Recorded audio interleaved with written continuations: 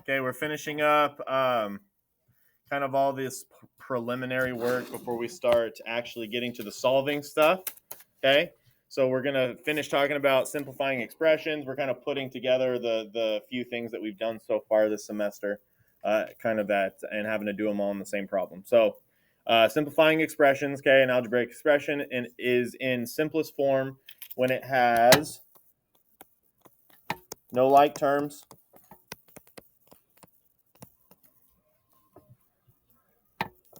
and no more parentheses.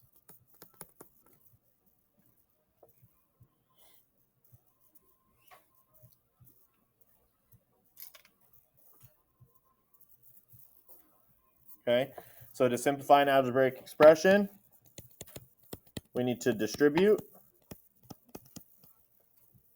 and then do what? Starts with a C. Combine what? There we go. Combine like terms. Okay. So then, Jack, if we're looking at number one, what's our first step? To distribute. Okay. Ren, what do we need to distribute?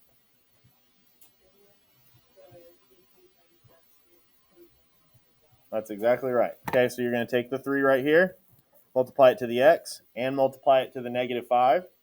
That's going to give you 3 times x is 3x. 3 times negative 5, negative 15, plus 8x plus 1. I'm going to rewrite the whole problem, okay? And as we move further into these solving equations, I'm going to start grading the way that you do these problems and not necessarily if you got the right answer or not, okay? It needs to look like mine. Haley, what's our second step when simplifying an algebraic expression? Exactly, okay? So what 2 different kinds of terms are we working with?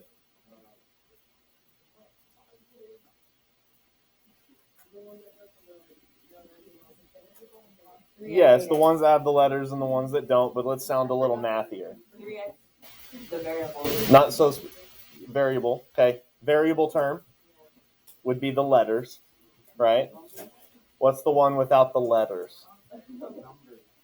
The numbers. Wow. High school's not going to know how to handle you guys. They're going to be like, whoa, too smart. Get back. Okay. No. Whoa, go back. Okay, numbers. Variable terms have the variable. Non-variable terms are constants, okay? We call them constants because they are constant, okay? A 3 is always a 3, is always a 3, is always a 3. But a 3x, we don't know what that is because we don't know what x is, okay? So we can combine like terms. That means we can combine constants with constants. We can combine variable terms with variable terms, okay? So let's combine our variables first. We've got 3x and we've got 8x. Okay, so when I say combine, I'm going to say I'm always adding them together, and I just have to make sure I know what their signs are. So I'm adding 3x and a positive 3x and a positive 8x. That's going to give me 11x. I'm also going to combine my constants. So I have a negative 15 and a positive 1. If I add those together, negative 14. And that's it. Boom goes the dynamite.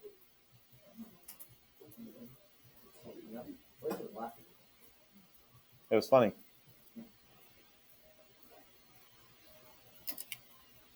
Okay. Number 2. Arad, what's our first step on number 2? Distribute. Giselle, what do we need to distribute on number 2? Teachers and students, please pardon this interruption. It is now time for our lockout drill. Please begin your lockout drill.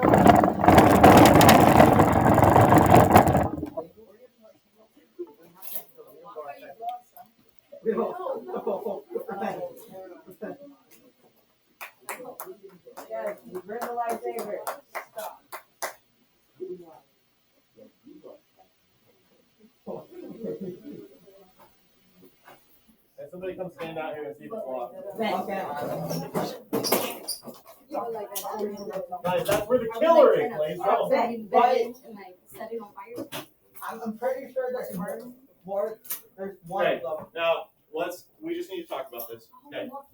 Now, let me check my email, but I'm pretty sure this is a lockout, not a lock and secure. So,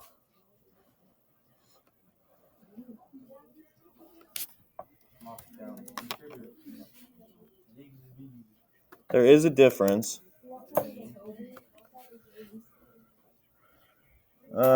Lockout or secure drill. So we will have our list as a lockout. Okay, so let me talk about the difference of this. Okay, I know this. I keep trying to erase that L plus control, and it just keeps showing back up like a white rabbit in my classroom. Okay. Lockout versus lock and secure. So this is going to get me off on a little story, but this stuff is pretty impactful to me because of the training I had to do when I was teaching at a high school in Amarillo. So lockout means there's someone close by the school, okay, that's been reported with a gun, drugs, some sort of altercation, something like that. Like it's not something that's like an immediate threat to us, but we just need to lock our doors. And I'm pretty sure my outdoors. I'm not gonna worry about it. The lock and secure is obviously the more serious one. Someone's inside the school. We're trying to get inside the school. That's the one where we would turn the lights off. Okay. In this classroom, in the real situation, what we would probably do is get to this part of the classroom, maybe even pull these tables over and get underneath. Okay. If someone's really trying to get into this classroom, it's going to be really tough because I'm telling you exactly what we're doing is we are all collectively just shoving all the tables in front of the doors. Okay. Now, when I was in high school, let me tell you about this. And any of you that ever decide to become a teacher, hopefully you go through a training like this. But we actually, let me turn off, pump it up real quick. Okay.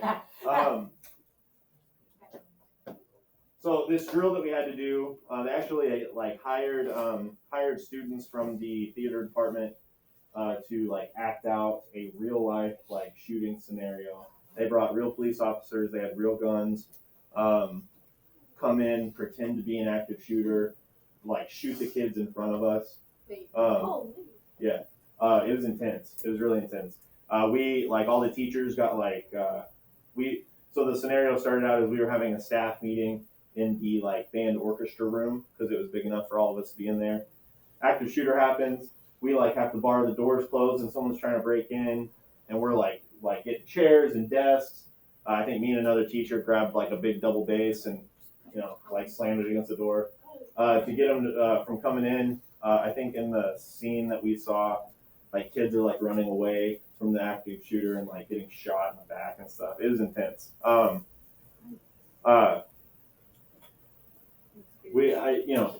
The biggest piece of advice I can give you in a scenario like that is to just like take a second, breathe, and then be smart. Okay? Like the first thing to do, okay, if you're not in a classroom and this is happening, okay, you try one door. If it's already locked, run. Just run. Go outside and run as far away from the school as you can. Yeah. Isn't it like better to run? Yes. Running is the first thing that they tell you to do. Okay? Run if you can. Okay? If you can't run, you hide. Okay? Anybody in here has thought about like where would be a good place to hide at the school? Yep. Okay? Hide.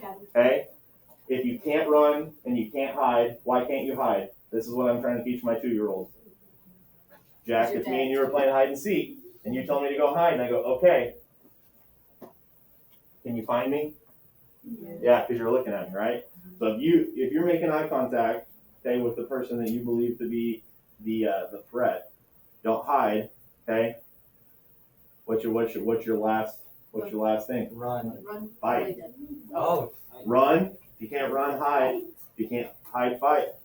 Whoa. Yeah. If they're not, I'm not saying like, oh, I see him like 200 feet away, so I'm gonna like run after him and try and go punch him in the face. Like, okay. I'm saying like right here, close contact. Okay. You start throwing Chromebooks, you start throwing staplers, you start throwing fists. Okay. You start flipping tables, throwing chairs. I'm serious. Like. This concludes our lockout drill. Thank you all so much. And so that was the like, for the teachers, that was kind of the like crazy part, but it's good to have practice. Is we had this dude who he was pretending to be an active shooter, but he was obviously in like full SWAT gear so that we didn't like kill him. And we like threw like backpacks and like violins and stuff at him. Did you break it? The person? Did you break the person? Yeah, did you break the violin? Probably. I don't know. It saved my life, so I don't care. That is like thousands of dollars. What if it was Yeah, the band teacher's not happy. So, but it's In my fifth grade elementary school, there's always one kid who got to hide in the closet. that got Wait, to but hide in that's the like closet. so. Yes. Like, if you were like in the bathroom and Yeah. that happened, Hide. and then how are you gonna hide in the bathroom? They You can stand, literally- you stand on top of the toilet. But they come in there and they check that. So They open the door. last little thing, and then we'll keep going. Last little thing, and then we'll keep going. The statistics say, okay, that active shooters inside of school are not going to look for you. Okay, what they do, and they have videos. Okay, they've done a lot of research because unfortunately it's happened a lot in the last 15 years. Okay, is if an active shooter is actually in the hallway, the reason we lock the doors is because if the door's locked, they're not going to stand there for 50 seconds, for a minute trying to get in. Why not? Because the average response time for police or some sort of other law enforcement is like 2.5 minutes. So like once the alert is made, they don't have a lot of time. Okay. So what they're looking for is open doors. Okay. Open door, boom. A lot of times they don't even go into the classroom. They just open door, right there, next one. Okay. And so if you're hiding, you're gonna be fine. Unless you're the 0.001% that's just super unlucky and you happen to hide like right in front of their feet. I don't know. But I'm not trying to freak anybody out, but I do think this is an important thing to talk about. Okay. Y'all are still kids, but nobody cared that the kids at Sandy Hook were kids either. Okay. This kind of stuff happens. And unfortunately, it's just the world we live in. And until things change, as far as certain, I'm not getting into other stuff. Until things change, it's just kind of be the way that it is. Okay. So we need to be prepared so that you guys can handle it the right way. Okay. So we'll move on. That's it. I'm glad I could get your spirits up on a Friday. Talk about active shooters. Okay.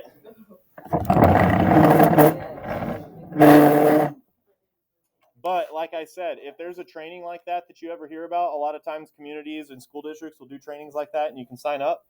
My suggestion is to sign up and go and try and get a parent to go with you. Okay. It's a pretty impactful training. That student's not really getting shot in the chest, but with that police officer has a big old shotgun and shooting blanks at this kid right in front of you can be pretty jarring, it changes you. So yeah, they were like squirting ketchup out of their chest. No. Do what? Ugh, not ketchup. Okay. And lucky for you guys, in case you forgot anything that I just said, I've been recording this whole time, so. Whoa. Go on Instagram. The kids that are just sitting there at home. Yeah, just sitting at home. And they're like, Are my friends okay at school?